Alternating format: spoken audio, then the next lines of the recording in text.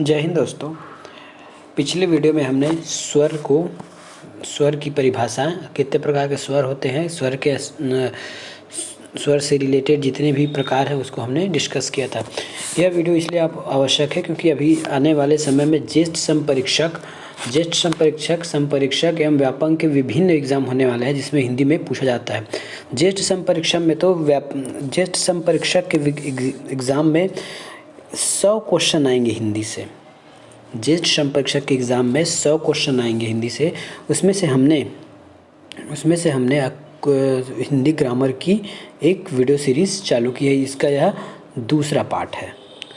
इस दूसरे पार्ट भी बहुत इम्पोर्टेंट है। इसमें हम आज व्यंजनों पर चर्चा करेंगे और व्यंजन से बनने वाले सवालों पर भी देखेंगे।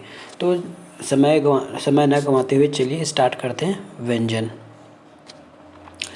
इसके पहले हमने स्वर देखा था। इससे पहले हम कुछ रिवीजन कर लेते हैं। इससे पहले हमने वर्णमाला देखा था। वर्णमाला में 2 प्रकार के होते हैं, एक स्वर होता है, एक व्यंजन होता है। व्यंजन में स्वर में स्वर कई प्रकार है, मूल व्यंजन, दीर्घ व्यंजन, संदिग्ध व्यंजन। यह सब व्यंजन हमने पिछले वीडियो में कवर किए हैं। आज की वीडियो में हम देखेंगे व्यंजन किसे कहते हैं। पिछले बार हमने पढ़ा कि पहले स्वर को देख लेते हैं। स्वर वे होते हैं जो स्वतः उच्चारण हो जाते हैं, मतलब बिना किसी अन्य मात्रा या वर्णों या ध्वनि की आवश्यकता स्वर का उच्चारण होता है। लेकिन व्यंजन जो है स्वरों की सहायता से बोले जाने वाले वर्ण को हम व्यंजन कहते हैं। स्वर एक स्वतंत्र वर्ण है, व्यंजन स्वतंत्र नहीं है। स्वरों की सहायता से बोले जाने वाले वर्णों को हम व्यंजन कहते हैं। स्वरों के बिना इसे आधा व्यंजन कहा जाता है। जैसे देखिए, ये क, ख, ग, क, ख, ग, ये सब व्यंजन हैं। ये भी पूर्ण व्यंजन है। लेकिन यदि हमको आधा व्यंजन लिखना पड़े तो हम अक्षर लिख के नीचे ऐसे हलंत लगाते हैं। अक्षर लिख के नीचे ऐसा एक हलंत लगाएंगे। जैसे ख में भी ऐसा हलंत रहेगा, क में भी ऐसा हलंत रहेगा। तो हम केवल इस हलंत वाले व्यंजन का उच्चारण नहीं कर सकते, इसलिए इसमें अ जोड़ा जाता है। या फिर मात्राओं के हिसाब से अन्य व्यंजन जोड़े जा सकते हैं, जिसका ऐसा जोड़ने पर ये बन जाता है क। तो इसको बोलते हैं, स्वरों की सहायता से बोले जाने वाले वर्णों को हम व्यंजन कहते हैं। स्वरों के बिना इसे आधा व्यंजन कहा जाता है। और आधा व्यंजन को हम हलंत लगाकर लिखा जाता है। ये जो आधा व्यंजन है ना, हमें कैसे पता चलेगा कि कोई व्यंजन पूरा है? जैसे ही मैंने यहाँ लिख दिया तो पूर्ण व्यंजन है। लेकिन यदि मुझे क को आधा लिखना है तो मुझे ऐसा लिखना पड़ेगा। मतलब आधा, किसी व्यंजन को आधा दिखाने के लिए हमको हलंत की आवश्यकता होती है, जिसे आधा व्यंजन भी कहते हैं। अब देखते हैं हिंदी में व्यंजनों की कुल संख्या। वैसे तो हिंदी में व्यंजनों की कुल संख्या 33 है, लेकिन परंपरा नई विचारधारा के अनुसार 39 व्यंजन है। ये आपको जब एग्ज़ाम में आता है तो आपको ऑप्शन के आधार पे लगाना होगा। यदि 39 दिए हैं कि 33 दिए हैं। यदि 39 और 33 दोनों दिए हैं तो आपको 39 टिक करके आना है। अब इस 39 में 25 आपके स्पर्श व्यंजन होते हैं, 4 अंतःस्थ व्यंजन होते हैं, 4 ऊष्म व्यंजन होते हैं और 4 संयुक्त व्यंजन होते हैं। इसे हम आगे देखेंगे कि 25 स्पर्श व्यंजन क्या है, 4 अंतःस्थ व्यंजन किसको कहते हैं, 4 ऊष्म व्यंजन क्या है और 4 संयुक्त व्यंजन क्या है और 2 द्विगुण व्यंजन क्या है, इसे हम देखेंगे। अब हिंदी में परंपरागत व्यंजनों की संख्या 33 है। इसमें से 25 स्पर्श है, 4 अंतःस्थ है और 4 उष्ण है। अब यहाँ पे आप देखोगे कि हमने संयुक्त और द्विगुण व्यंजन को इसमें नहीं जोड़ा है। तो संयुक्त व्यंजन जो है, इन्हीं व्यंजनों से मिलकर 4 नए संयुक्त व्यंजन बोलते हैं, इसलिए इसको इसमें शामिल नहीं किया है। और द्विगुण जो द्विगुण व्यंजन है, द्विगुण मतलब उसमें गुण डबल होते हैं, वो बाद में जोड़े गए हैं, इसलिए उसको इसके यहाँ पे इसको स्थान नहीं दिया गया है। अब स्वर के साथ अब देखते हैं व्यंजन, स्वर के साथ व्यंजन, स्वर के साथ व्यंजन, ये क ख ग घ। यदि इसी को हम खोल के लिखें तो आधा क अ तो होता है क, आधा ख ख और अ होता है ख, एक ग, ये आधा है, नीचे हलंत है इसमें, एक ग अ ग। ये है स्वरों के साथ व्यंजन। ऐसा नहीं कि स्वरों के साथ केवल अ आता है या ख आता है या अ आता है, हम क प्लस ई भी लिख सकते हैं। ये आधा रहेगा, ये आधा व्यंजन है, ये आधा है। तो ऐसा नहीं कि क के साथ केवल अ जोड़ा जा सकता है, क के साथ उ, ओ, औ, ए, औ सभी जोड़े जा सकते हैं। हमने केवल यहाँ पे एक उदाहरण के तौर पे लिया है। तो क और ई जोड़ेंगे तो क्या हो जाएगा, की, छोटा की, सॉरी बड़ा की, बड़ा की, ऐसे ये बड़ा की हो जाएगा। आगे समझते हैं।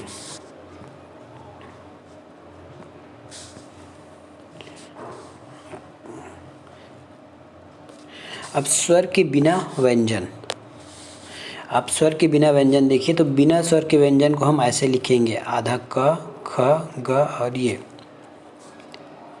एग्ज़ाम में आपको यह ध्यान देना है कि अगर बिना स्वर के व्यंजन अगर लिखा जाए तो ऑप्शन में रहेगा क, उसके नीचे हलंत, ख उसके नीचे हलंत, या कोई भी व्यंजन और उसके नीचे हलंत। अब हम देखते हैं व्यंजनों के प्रकार। हिंदी वर्णमाला में व्यंजन 5 प्रकार के होते हैं, स्पर्श व्यंजन, अंतःस्थ व्यंजन, उष्ण व्यंजन, संयुक्त व्यंजन और द्विगुण व्यंजन। क्या बोले, स्पर्श व्यंजन, स्पर्श व्यंजन, अंतःस्थ, उष्ण व्यंजन, संयुक्त स्वर, संयुक्त व्यंजन और द्विगुण व्यंजन। हम अब देखते हैं स्पर्श व्यंजन। स्पर्श व्यंजन, स्पर्श व्यंजन किसको बोलते हैं? स्पर्श व्यंजन 25 होते हैं, क ख ग घ अंग, च छ ज झ य, च छ ज झ य, ट ठ ड ढ ण, त थ द ध न, प फ ब भ म। ये जो नीचे लिखा है उसका भी आप ध्यान मत दीजिए, इसको हम आगे चर्चा करेंगे कि ये क्या चीज़ है। तो ये 25 व्यंजन को उच्चारण स्थान के हिसाब से अलग अलग तरीक़ों से बांटा गया। इसको बोलते हैं कंठ, तालु, कंठ, तालु,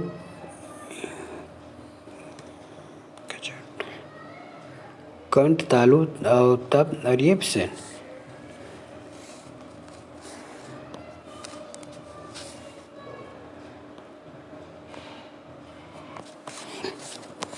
यहाँ पे देखिए, यहाँ पे एक जो ये लाइन है इसको हम बोलते हैं वर्ग।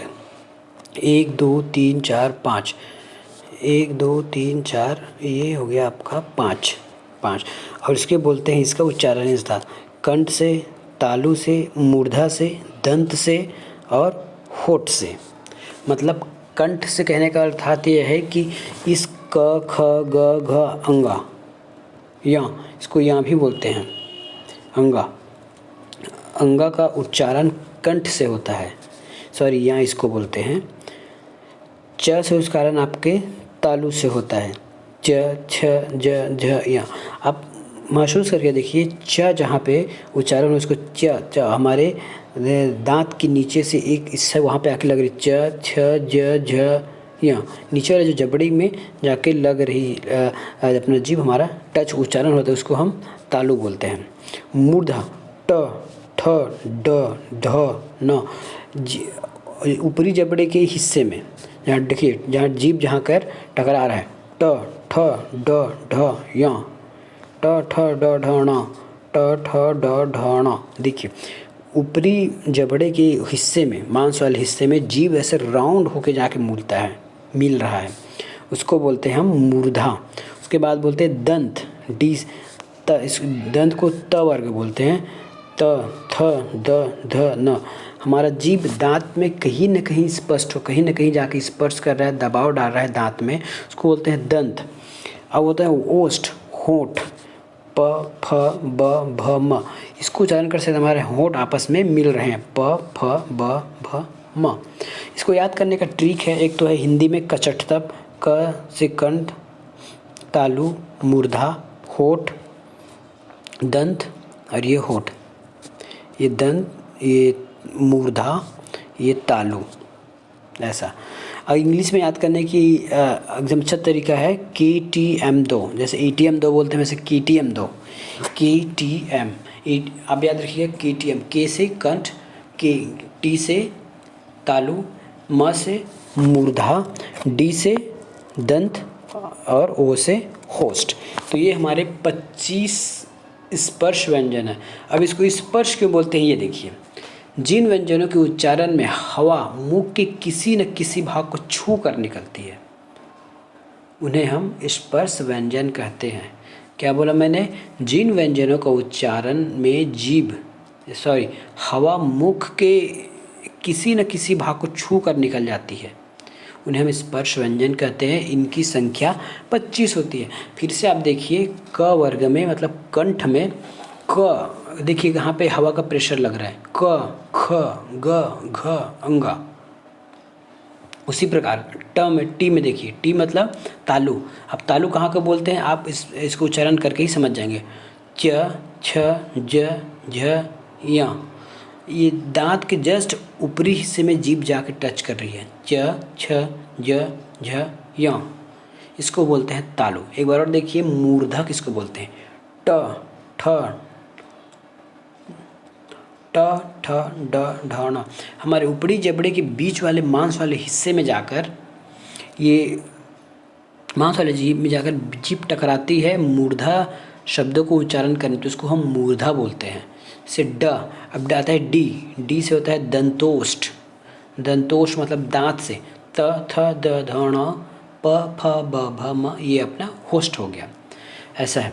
ये अल्पप्राण महाप्राण हम आपको आगे बताएंगे कि ये सब क्या है। अब उसके बाद आती है अंतस्थ व्यंजन। अंतस्थ व्यंजन, जिन व्यंजनों का उच्चारण अंतस्थ, जिन व्यंजनों का उच्चारण स्वरों व व्यंजनों के बीच होता है, इसका जो उच्चारण है य र ल व, इनका उच्चारण माना जाता है कि ये स्वर और व्यंजन के मध्य इनका उच्चारण होता है।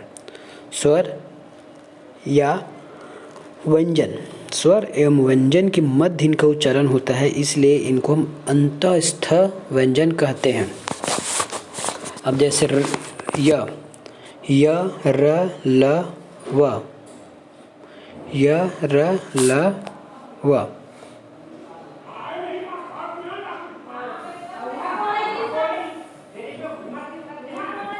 य र ल व, य र ल व। अब इनका हम उच्चारण स्थान देखते हैं। तो याद कीजिए, तालव्य किसको बोला जाता था? त देखिए, ये तालव्य है, च छ ज। जीभ जहाँ इसको उच्चारण कीजिए और जीभ कहाँ टकरा है इसको ध्यान दीजिए, च छ।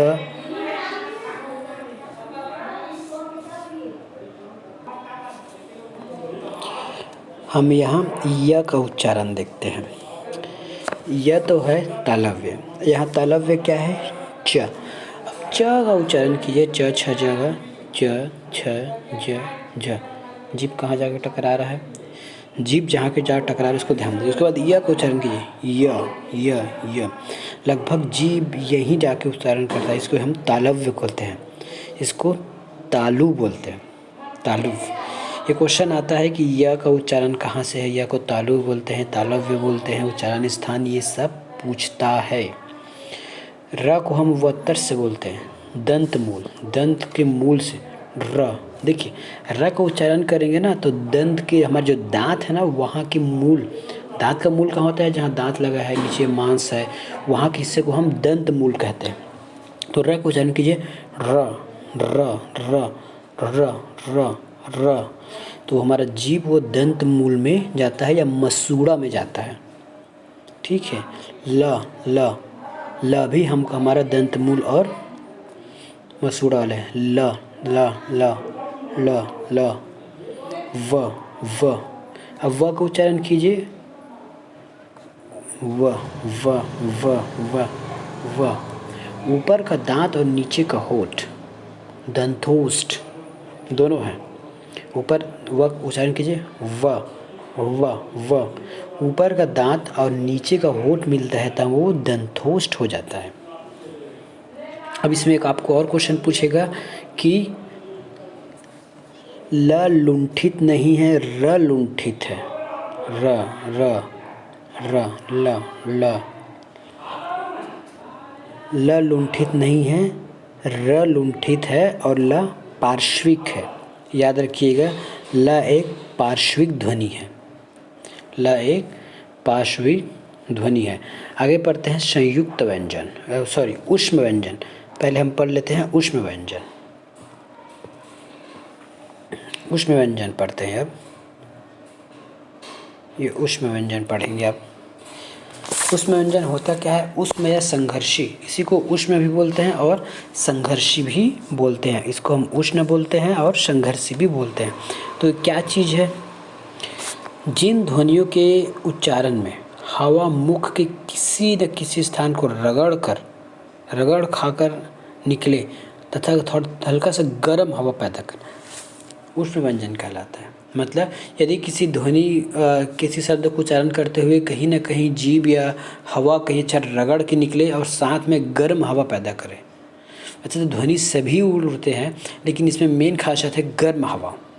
जब इस वर्णों को उच्चारण किया जाता है तो एक गर्म हवा निकलती है, जिसे हम उष्ण या संघर्षी व्यंजन कहते हैं। ये 4 प्रकार के होते हैं। तो ये होता है आपका श, स, श, ह, तीनों श और ह। श स श श ह, श श श श ह। आपका ये 4 प्रकार के होते हैं। अब आपको इसका उच्चारण स्थान पूछ सकता है। इसका आपको उच्चारण स्थान पूछ सकता है। तो इसका उच्चारण स्थान मैं आगे और डिटेल बताऊंगा उच्चारण स्थान को एक चार्ट के माध्यम से। अभी आप यही सुन लीजिए। ये पहला स है वो तालव्य है। दूसरा श जो आपका है मूर्धा है, श। और तीसरा स दंत मूल है, स स स स। और ये ह स्वर यंत्री।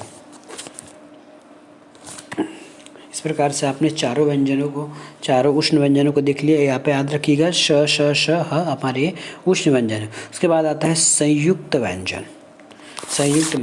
जब 2 व्यंजन मिलकर एक नया व्यंजन बनाते हैं तब उसको हम संयुक्त व्यंजन के नाम से जानते हैं। इसको हम नया व्यंजन संयुक्त के नाम से जानते हैं। दो व्यंजन मिलकर बनता है उसको संयुक्त व्यंजन कहते हैं। ये आप इसमें परिभाषाएं नहीं पूछती, केवल कौन सा अक्षर किससे बना है यह पूछता है। जैसे श, ये अक्षा बोलते हैं ना, ये अक्षा बोलते हैं। ये किससे मिलकर बना होता है? क और स से, क और श से। अब इसका उच्चारण देखिए, ये ऐसा है,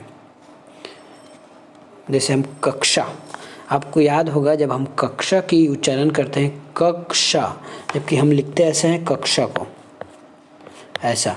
जैसे कख, 2 बार कक याद उच्चारण हो रहा है, कक्षा, कक्षा। तो इसमें क है इसलिए क का उच्चारण हो रहा है। यदि आप कभी भूल जाते हैं कि इस वाला अक्षा का किनसे मिलके बना है तो क और श। आप दूसरा ये जान सकते हैं कि इसमें ऐसा एक अपने ज्ञान के लिए या फिर अपने ट्रिक के लिए ऐसा बना लीजिए कि इसमें, क्योंकि इसमें पूछता है कि कौन सा श का यूज़ हुआ है, तो पूछेगा कि वो कौन सा श का, तो अपने ट्रिक के लिए यहाँ एक ऐसा लाइन खींच लीजिए जिससे आपको पता चलता रहे कि ये कौन सा वाला श है। अब इसी कक्षा को कैसे लिखेंगे देखिए। यदि हम इस प्रकार लिखना चाहें तो कक्षा को कैसे लिखिए ये देखिए।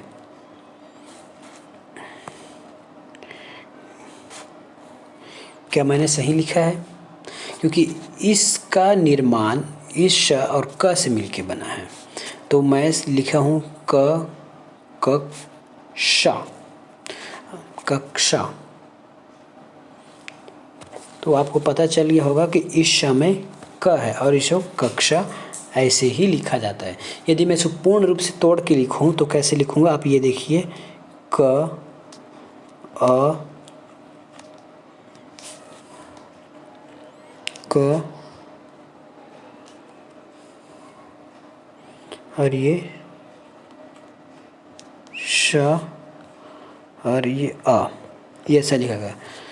क और अ मिलकर क बनाएंगे, क और ये श मिलकर बनाएंगे आपका अक्षा, और ये अ इस अक्षा को पूरा करेगा तो ये बन जाएगा पूरा छ।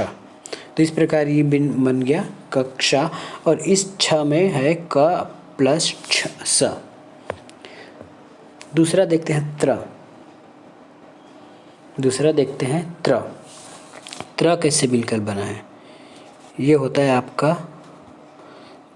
त्र, या ऐसे बनाते हैं इसको, त्र को।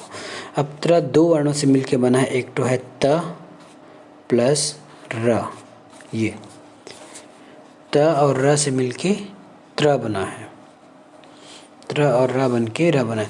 आप कभी भी इस र, ये जो र है इसके नीचे ऋषि का ऋ, ये आपने पहले पढ़े थे ना, ऋषि, इसका मात्रा कैसा होता है, ऐसा उल्टा। तो आप कभी भी इस र में इस री का मात्रा नहीं लगाएंगे। इससे ये वाक्य शुद्धि या शब्द शुद्धि के समय पूछा जाता है। यदि गलती से आपको ऐसा दिख गया इस र में ऐसा वाला मात्रा, तो ये गलत है। ये कभी भी र में री का मात्रा नहीं लगता है। आगे एक मैं वर्ण बताऊंगा जिससे आपको परफेक्ट पता चल जाएगा कि र क्या चीज़ है। अब बोलते हैं ज्ञ। इसको बहुत लोग ज्ञ बोलते हैं, लेकिन ये ज्ञ नहीं, ये ज्य है। ये देखिए, ज और इया से मिलकर बना है ज्य।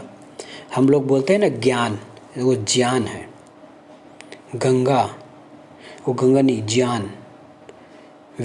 विज्ञान, विज्ञान गलत बोलते हैं हम लोग, विज्ञान ही इसका सही है। तो ज्ञ किससे मिलकर बना है, ये ज्ञ किससे मिलकर बना है, ये बना है आपका ज प्लस या से, ज और यहाँ से आपका ज्या, वो ज्या है, ज्या है वो, ये आपको याद होगा। अब इसमें देखते हैं श्र किससे किससे मिल के बन, ये तो आपको याद हो जाएगा। ये पता ही चल रहा है किससे बना है, और त्र याद हो जाएगा, ज्या याद हो जाएगा। इसमें आपको ऐसा लिख के ऐसा काड़ी मारना पड़ेगा जिससे आपको पता रहे कि इसमें ये वाला श लगा हुआ है। साथ ही अब देखते हैं इस श्र का उपयोग, जो श्रमिक के लिए हम लोग लिखते हैं। इस श्र का उपयोग हम श्र, इसे तो पता चल रहा है श्र, और ये र, ये दोनों मिलके बनते हैं। तो जैसे हम इसको लिखते हैं तो ये तो श्र जैसे हो रहा है, तो ये तो याद हो गया श्र, और उच्चारण में र का उच्चारण हो रहा है, तो यहाँ पे पता चल जाएगा कि इस र का उच्चारण हम श्र, श और र से मिलके कर रहे हैं। तो आप तीनों चारों शब्द आप याद रखिए। इसको हम संयुक्त व्यंजन बोलते हैं। दो व्यंजनों के संयोग से, मिलन से ये बनता है। अभी मैं आपको एक वर्ड बताने वाला था, श्रृंगार। श्रृंगार, और एक होता है श्रृंगार। कुछ वक्त पहले मैंने आपको ये बताया था कि हम इस र में ऐसा री का मात्रा नहीं लगा सकते। ज़रा देखिए, यहाँ एक री का मात्रा लगा हुआ है। ज़रा आप देखिए, इसमें एक री का मात्रा लगा हुआ है जो कि गलत है, क्योंकि यह श्र जो है श और र बन के मिला है, मतलब र में इसको री का मात्रा लगाया जा रहा है, तो ये गलत है। ये आपके वर्ड सुधार या शब्द शुद्धि में आता है। श्रृंगार हम लिखेंगे तो ऐसा लिखेंगे, श्र, ऐसा। इसमें ऐसा र एक बिंदी काड़ी नहीं लगाना है, इसमें एक काड़ी नहीं लगाना है, इसमें केवल श्रृंगार। अब ये क्या चीज़ है जो अम की मात्रा में है, वो ये है क्या चीज़, ये आपका अनुस्वार नहीं है। मैं आगे पढ़ाऊंगा कि क्या अनुस्वार है और क्या मात्राएं हैं। ये श्रृंगार नहीं है, ये वास्तविक में आपका पंचमाक्षर। अब पंचमाक्षर किसको कहते हैं बता रहा हूँ। जो हम ये ऊपर 25 देखे थे ना, 25 वर्ड, उसमें से लास्ट को हम पंचमाक्षर बोलते हैं, तो ये एक पंचमाक्षर है। अभी देखेंगे कुछ समय बाद पंचमाक्षर को। ये देखिए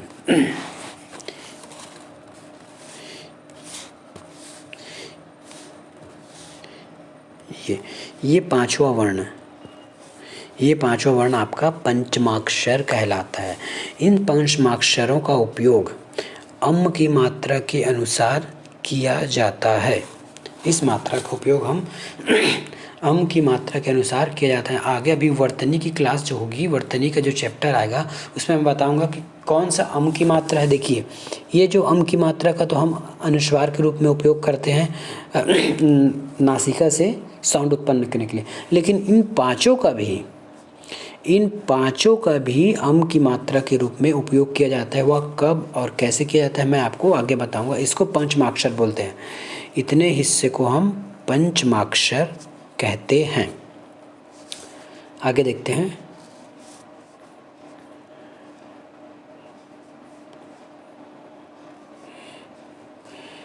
दूसरा आता है उच्छिप्त व्यंजन। उच्छिप्त व्यंजन। अब उच्छिप्त व्यंजन क्या है ये देख लेते हैं। जिनके उच्चारण में जीभ पहले ऊपर उठकर मूर्धा को स्पर्श करे और फिर झटके के साथ नीचे आए उसे उच्छिप्त व्यंजन कहते हैं। ड़ ड़ ड़ देखिए ढ ढ ढ, आपका जीभ पहले ऊपर जा रहा है फिर नीचे आ रहा है। ड़ ड़ ड़ ड़, ये इनको हम बोलते हैं उच्छिप्त व्यंजन। इसलिए जो ट वर्ग को हम उच्छिप्त वर्ग भी कहते हैं, क्योंकि ट वर्ग में इसका उपयोग होता है। ट ठ ड ढ न, तो ये जो ठ है और ड है ये आपका ट वर्ग का है, तो ट वर्ग को उच्छिप्त वर्ग भी कहा जाता है। इसे हम द्विगुण व्यंजन भी कहते हैं। इसको हम द्विगुण व्यंजन भी कहते हैं। हिंदी में नवीन विकसित व्यंजन है। ये जो है हिंदी के नवीन विकसित व्यंजन है। ये संस्कृत में नहीं पाए जाते, संस्कृत में नहीं पाए जाते। इनका उपयोग केवल और केवल हिंदी में होता है और हिंदी के मध्य में, शब्दों के मध्य में, शब्दों के मध्य में इस ड और नीचे बिंदी, ड़ और नीचे बिंदी वालों का उपयोग शब्दों के मध्य में होता है। और बिना ड और ढ का उपयोग, जैसे ये है ड और ये ढ, सॉरी ये ढ, इनका उपयोग शब्द के आरंभ में किया जाता है। लेकिन यदि शब्द के मध्य में आए तो इनके नीचे ऐसा लगाना पड़ता है। यदि यही शब्द के बीच में आए तो इनको हमको नया शब्द लगाना पड़ता है। जैसे पढ़ना,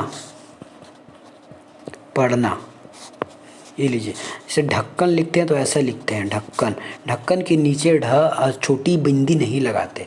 लेकिन यदि यही वर्ड यदि शब्दों के बीच में आ जाए तो हमें इसकी छोटी सी बिंदी लगानी होती है। देखते हैं अगले।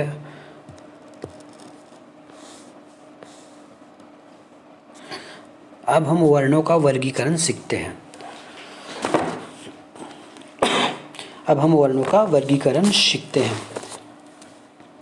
वर्णों का वर्गीकरण घोष के आधार पर या कंपन के आधार पर।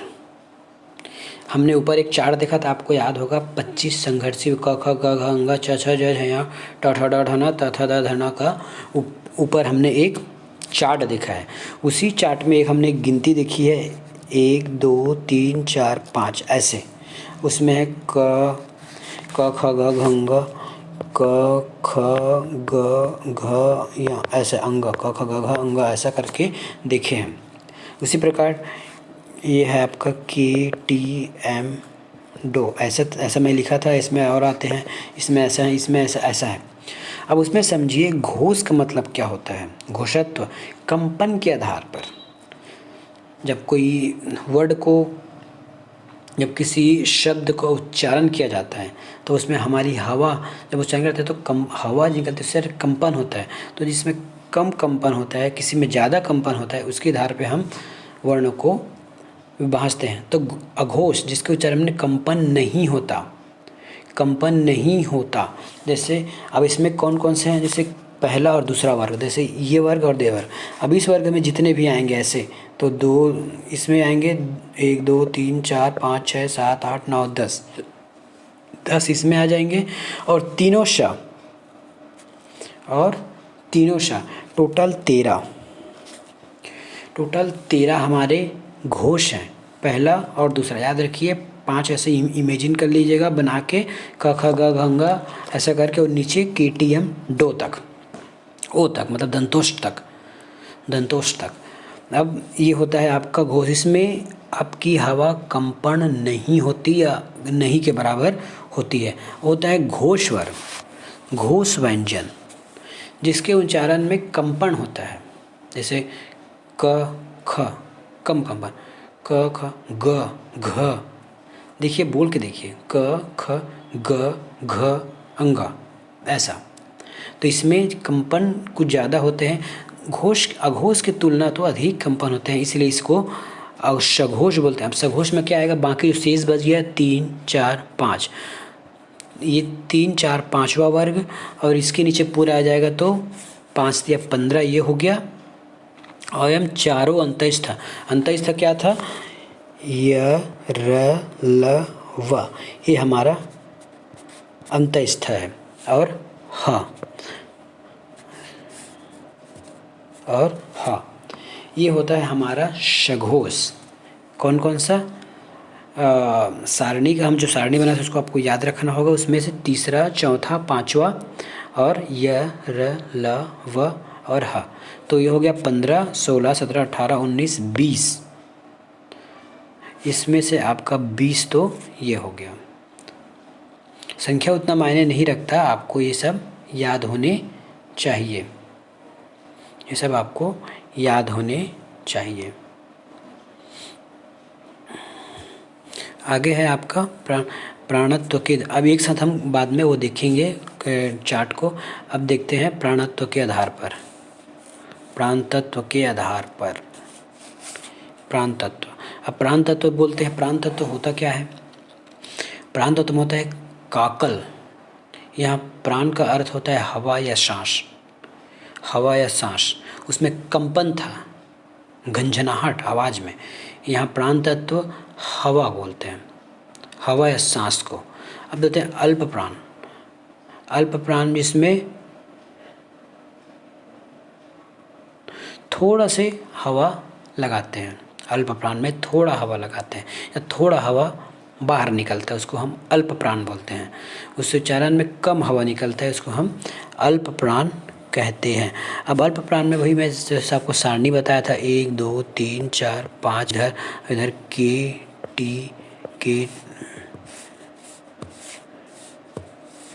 KTM और ये डो, इस 25 वर्ड आ जाएंगे इसमें। इसमें से आपका 1 2 और ये 5, एक को छोड़ के अल्प प्राण महा, वैसे यहाँ पे अरेंज कर लीजिए, अल्प प्राण महाप्राण, अल्प प्राण महाप्राण, अल्प प्राण। तो अल्प प्राण व्यंजन होता है आपका 1 3 2। विषम वाली जो वर्ग होंगे वो होगा आपका अल्प प्राण। और अंतस्थ, अंतस्थ यर लव अंतस्थ है। अब उसके बाद आता है महाप्राण। महाप्राण में अधिक हवा निकलती है, क ख। देखिए अब क, देखिए क आपका पहला वर्ण है, पहला वर्ग है, तो पहला वर्ग क्या है, अल्प प्राण क। दूसरा वर्ग क्या है, ख। देखिए इसमें ज़्यादा हवा निकल रहा है, ख ग घ, ऐसा। च छ, च आपका पहला वर्ण है, पहला वर्ग है। दूसरा देखिए छ, ज़्यादा हवा निकल। अब इन शब्दों को आप खुद ही बोल के प्रैक्टिस करके देखेंगे तो आपको अधिक ज़्यादा याद होंगे और आप अधिक ज़्यादा इसमें विश्वसनीय बना के रखेंगे, क्योंकि इसमें हवाएं और आवाज़ मिलता जुलता होता है। और चौथा वर्ग, चौथा वर्ग भी आपका महाप्राण में आता है, क ख ग घ। देखिए घ बोलने में कितना, आप बोल के देखिए घ में कितना हवा निकलता है और क में कितना हवा निकलता है। इस प्रकार आपको याद होना चाहिए कि अल्प प्राण, अल्प प्राण में कम हवा निकलती है। इसमें कौन कौन से आते हैं, एक तो 1 3 और 5 वर्ग, विषम वर्ग, और आता है अंतस्थ। महाप्राण को देखते हैं। महाप्राण व्यंजन उच्चारण में अधिक हवा निकलता है, इसमें 2 और 4 वर्ग आते हैं इसमें। और उष्ण व्यंजन आते हैं। उष्ण व्यंजन क्या है, तीनों श और फ, ये आपका उष्म व्यंजन ह, श, श, श, ये सब। अब आगे देखते हैं अयोगवा। अयोगवा क्या चीज़ है? अयोगवा देखते हैं।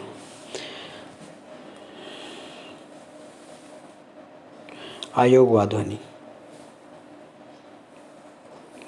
अयोगवा ध्वनि परंपरा के अनुसार अम और अह को स्वर के साथ रखा गया है। इनका उच्चारण परंपरागत जो है अम और आह को हम स्वर के साथ रखते हैं। इनका उच्चारण लेकिन इनका उच्चारण जो है व्यंजनों की भांति अस्वर के साथ आता है, इसलिए इन्हें स्वर से अलग माना जाता है, किंतु ये व्यंजन के उच्चारण वहन करते हैं, अतः इनमें स्वर और व्यंजन के दोनों गुण हैं, तो इसे आयोगवाह कहा जाता है। स्वर तथा व्यंजन के बीच की कड़ी, स्वर तथा व्यंजन की बीच की कड़ी। अब देखिए, अभी मैंने बताया है आपको य, र, ल और व आपके अंतस्थ मतलब अर्ध स्वर, ये अर्ध स्वर है, जबकि अम और आह आपकी स्वर और व्यंजन की बीच की कड़ी है। ये क्वेश्चन में आता है, आप दोनों में कंफ्यूज नहीं होंगे।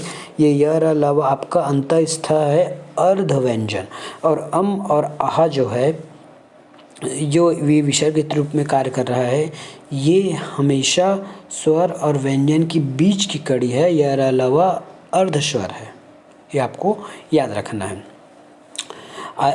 आयोगवाह को स्वर तथा व्यंजन की बीच की कड़ी कहा जाता है। अम को अनुस्वार, ये जो अम है ना, इस अम का उपयोग हम अनुस्वार के लिए करते हैं। इस अम का अनुस्वार हम अनुस्वार के लिए करते हैं। इसका ऐसे वैसे वर्ण के ऊपर एक बिंदी लगाकर हम उसका उपयोग करते हैं। लेकिन आप ध्यान दे रखिएगा, हम पंचमाक्षर का भी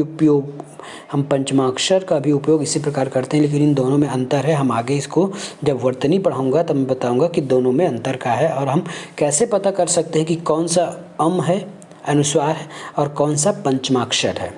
देखिए, विसर्ग व्यंजन की तरह अह का विसर्ग की तरह व्यवहार करता है। व्यंजन की तरह, अब देखिए जो विसर्ग हम वैसा अतः लिख के ऐसा लिखते हैं बिंदी डाल के, ये अतः, ये ऐसा अतः लिखते हैं और ऐसा दो बिंदी डालते हैं, तो यह विसर्ग की तरह कार्य करता है। तो यह हो गया आयोगवाह ध्वनि। आयोगवाह ध्वनि। अब देखते हैं आगत व्यंजन और नुक्ता वाले व्यंजन क्या चीज़ है।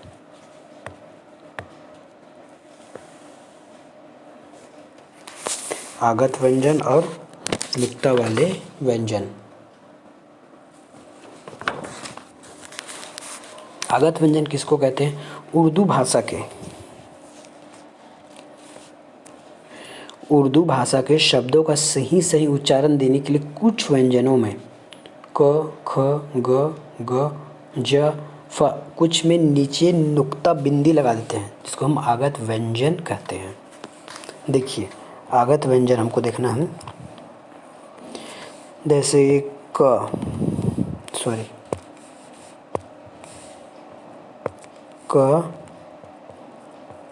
ख, ग,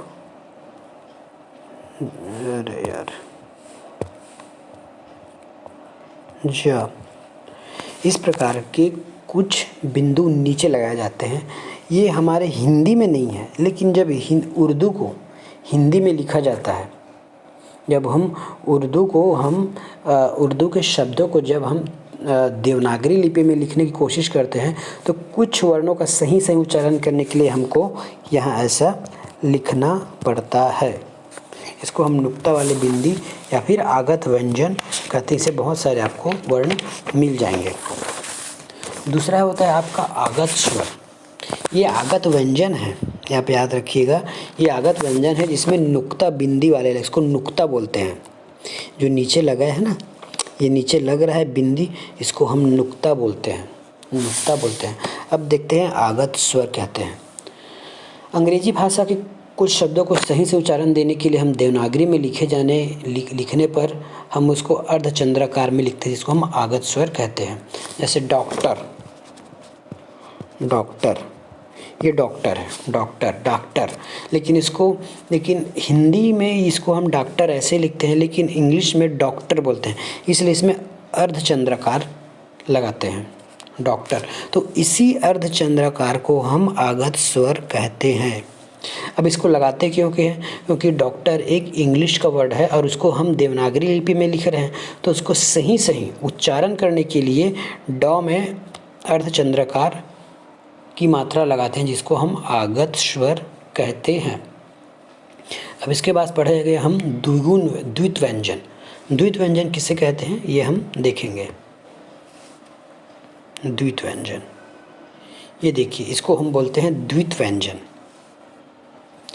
एक ही व्यंजन की आवृत्ति लगातार होती है। अब लगातार होना मतलब एक साथ लगातार होना, जैसे दिल्ली, दी अधला ली ली, दिल्ली, तो हम इसी को द्वित व्यंजन कहते हैं। जब ये दो बार आती है ना तो हम इसको द्वित व्यंजन कहते हैं। अब इसको लिखते कैसे हैं ये देख लीजिए। द में हलंत है मतलब आधा है। अब ये जो ई है इसको पूरा कर रहा है तो ये दी हो जाता है।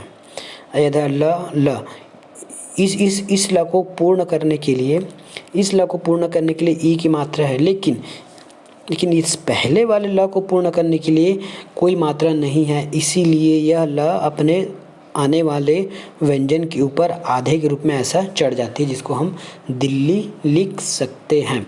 दिल्ली ये भी सही है, इसको हम वर्ड को खोल के रखें। जैसे बच्चा, देखिए ब आधा च बच्चा।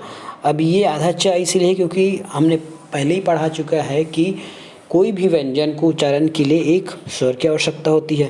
अब स्वर कहाँ कहाँ है देखिए, इस ब के बाद अ है तो ये ब पूरा है, और ये च और ये इस च के बाद कोई भी स्वर नहीं है तो ये इस च पर आधा हो जाता है, और इस च के बाद एक स्वर है जो उसको आश्रय दे रहा है, इसलिए उसको हम ऐसे लिखते हैं। तो द्वित व्यंजन क्या होते हैं? जब किसी शब्द में किसी एक ही व्यंजन की आवृत्ति होती है, जब किसी शब्द में किसी एक ही व्यंजन की आवृत्ति होती है तो उसको द्वित व्यंजन कहा जाता है। अब द्वित व्यंजन जैसे एक ही व्यंजन को, जैसे हमने यहाँ लिख दिया सत्य, यहाँ पे ये त भी व्यंजन है और यह भी, लेकिन इसको हम द्वित नहीं बोलेंगे क्योंकि यहाँ त केवल एक बार आया है। त अगर दो बार आया होता तो हम इसको जैसे लिखते हैं 70, ये 70 लिखे, इसमें दो बार आया है तो इसको द्वित बोलेंगे, ना कि इसको। आगे देखते हैं अकारांत शब्द क्या बोलते हैं, करांत शब्द क्या होते हैं। करांत, जब किसी व्यंजन का अंत किसी स्वर से होता है तो उस शब्द को उस स्वर का कारांत कहते हैं। जब किसी शब्द का अंत किसी स्वर से होता है तो उसमें कारांत होता है। अब उसमें मात्रा के हिसाब से अकारांत, इकारांत ऐसा बोला जाता है। देखते हैं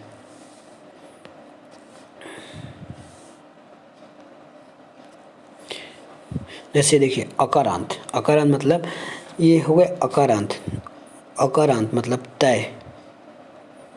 ये तय के लास्ट में अ है, छोटे अ है, इसलिए इसको हम अकारांत कहते हैं। इस तय के आखिरी में यह ल है, इसलिए हम इसको अकारांत कहते हैं।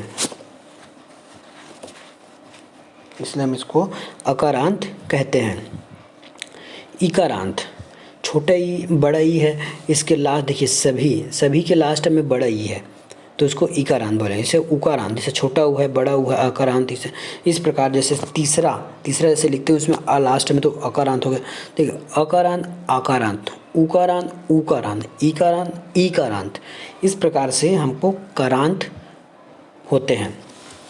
अब हम कुछ देख लेते हैं कि शब्दों का उच्चारण स्थान क्या होता है, उसके बाद हम शब्दों के वर्णों का स्थान देखेंगे।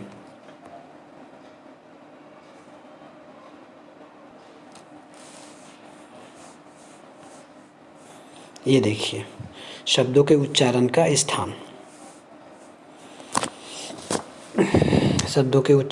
स्थान, मैं थोड़ा बड़ा कर देता हूँ ऐसे। ये देखिए ये ट्रिक है, कचट तक हिंदी में जैसे बोलते हैं, और इसको ट्रिक है KTM2, जैसे ATM2 वैसे KTM2। के से होता है आपका कंठ, तो इसमें जितना भी इधर लिखा है वो कंठ से उत्पन्न हुए हैं। इसकी जो आवाज़ है, ये जो ध्वनि है, जो संकेत हैं वो कंठ से उत्पन्न हुए हैं। उसी प्रकार टी, यहाँ पे यहाँ है टी, टी मतलब तालव्य, तो ये च छ ज झ य ई ए ये भी च से उत्पन्न हुआ है, तालु से उत्पन्न है। जैसे मूर्धा ट ठ ड ढ ण, और ये री भी मूर्धा है। इस टेबल को आपको लिखना है या फिर इसका स्क्रीनशॉट करके रख लीजिए, आपको बहुत काम आने वाला है। इसके बाद ये ड है, डी होता है दंत, त थ द ध ण, और ये व प फ ब भ म, ये ओ। ये तो मैं पहले ही बता दिया था। बाकी स्वर के लिए आपको पता करना था कि कौन सा शब्द कहाँ उच्चारण हो रहा है, तो कभी कभी स्वर का भी पूछ दिया जाता है। ये तो आपको याद रहेगा, क ख ग घ कंठ से है बाकी, लेकिन स्वर आपको याद नहीं रहता। तो अ आ ई ऐसे लिख लीजिए, अ आ ई ए उ ऐसा आप लिख लीजिए और आपको ये सभी याद हो जाएंगे। री, इस प्रकार ये आप इस टेबल को आप याद रखिए, और इस टेबल के अनुसार से आप स्वर और व्यंजन के उच्चारण स्थानों को याद कर लीजिए। अब देखते हैं हमारे शब्दकोश में शब्द का स्थान कैसे रहता है। जैसे हम ABCD देखते हैं ना, ए के बाद बी आता है, फिर सी आता है, फिर डी आता है। यदि डबल हो तो ए आएगा, बी आएगा, फिर या फिर AB आएगा, ABC आएगा, ABCD आएगा एक वर्ड में। इस प्रकार हम जैसे मैथ्स में देखते हैं 1 2 3 का एक क्रम होता है, कोई बड़ा से छोटा तक एक क्रम और होता है। उसी प्रकार हिंदी में भी एक शब्दकोश का वर्ण स्थान है, क ख ग घ। वह ये जो शब्दकोश कैसे सट है ये हम देखते हैं।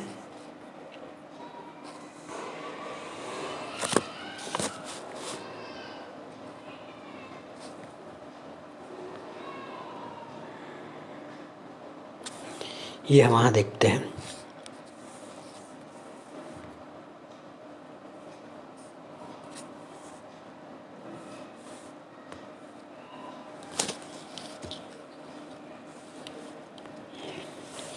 अकारांत, ये तो बोले शब्द में वर्णों का स्थान, तो ये अ से स्टार्ट होता है। अ आ ई ऊ री।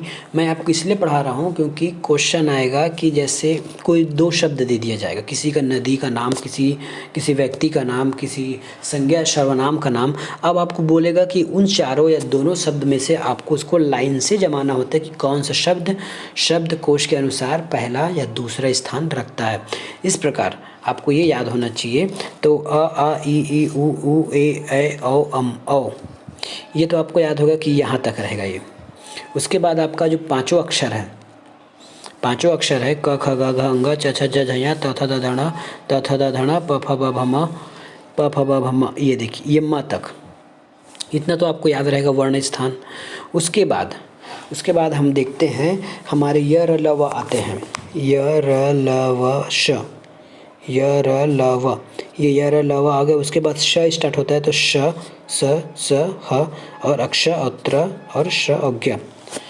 यहाँ पे आपको एक याद रखने वाली बातें ये हैं, जो आपका इस श का निर्माण कैसे होता है। इस श का निर्माण आपका होता है क से, क और श से। तो जब भी यदि इस वर्ण से कोई शब्द स्टार्ट होता है तो इसका स्थान जस्ट इस क के बाद रहेगा, आपको ये याद रखना है। यदि क्षत्रिय, जैसे क्षत्रिय आ गया, क्षत्रिय, तो क्षत्रिय आप ये नहीं बोलोगे कि अक्षर लास्ट में है तो हम इसका स्थान लास्ट में रखेंगे, क्योंकि ये क से बना है, इसलिए इसका स्थान जस्ट इसके बाद होता है। इसका स्थान जस्ट इसके बाद होता है। उसी प्रकार त्र है, तो ये त और र से बना है, तो त के बाद इस त्र का होता है। तो त कहाँ पे है, त थ द ध न, ये देखिए ये त है, तो इसके बाद जस्ट ये त्र आएगा। उसके बाद श्र है, श्र किससे मिलके बना है आप बता सकते हैं। अभी मैं आपको बताया हूँ कि श्र किससे मिलके बना है। तो ये श्र, ये श्र बना है आपका ये श और ये र से। तो ये वाला श कहाँ पे है, तो ये भी जब इसका उच्चारण होगा तो इस श के बाद आएगा। तो ये श यहाँ पे, तो फिर इसका उच्चारण यहीं से होगा ऐसा श, इसके बाद जस्ट। उसके बाद आपका ज, ये जो ज और य से बना है, य ज और य से बना है, तो इसका कारण ज के बाद होगा। ज कहाँ पे है, ज कहाँ पे है आपका, ये ज के बाद इसका, ये देखिए ये ज पे है यहाँ पे,